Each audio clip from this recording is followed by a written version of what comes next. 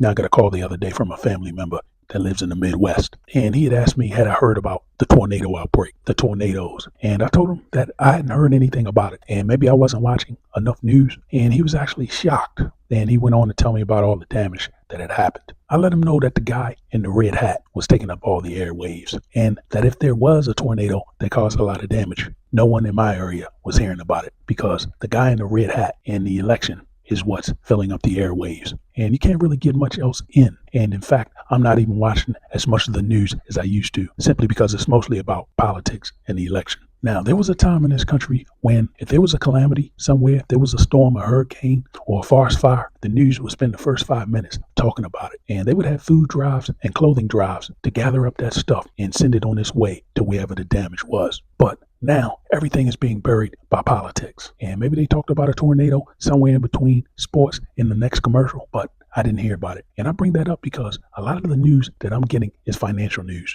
And it's only because I'm searching for it. And a lot of this news, it shows that much of the country is in crisis mode, is in a financial crisis, but it's not being talked about at all. And maybe it gets talked about after the election, but it's going to be too late to try to help many of the folks that are being affected. Now, one of the things that I'm seeing in this country is evictions, and they're surging everywhere. Now, much of this is not even being mentioned by the news, by the media. And if this doesn't start making the headlines until after the election, it's going to be too late, because once someone is homeless, it's pretty much going to be impossible to bring them back. It's going to be impossible to get them working again. And they're going to end up being a drag on the economy. Now, so far in Denver, now this is just inside the city limits, there have been more than 5,600 evictions filed this year. And that's a record high. Now, if you've ever been to Denver, you know that the weather can change in a heartbeat, and it can be 60 degrees today and be 30 and snowing tomorrow. And that's one place you don't want to be, getting handed an eviction notice. It's one thing being homeless in South Florida, but being homeless in the cold, in the frigid cold, in the snow, that's a different animal. Now your life is at stake. Now, I don't too much know about the rent cost in Denver and the surrounding areas, but apparently it's too much for many thousands of people. Now, we don't have to go too far for another calamity, Phoenix, Arizona, which has seen more than 8,000 evictions filed just in the month of January, and almost 6,800 evictions filed in the month of April. And every month this year has been a record high in evictions filed. Now, that's the other end of the weather spectrum. And in the summer, we're talking 120 degrees, and that can kill you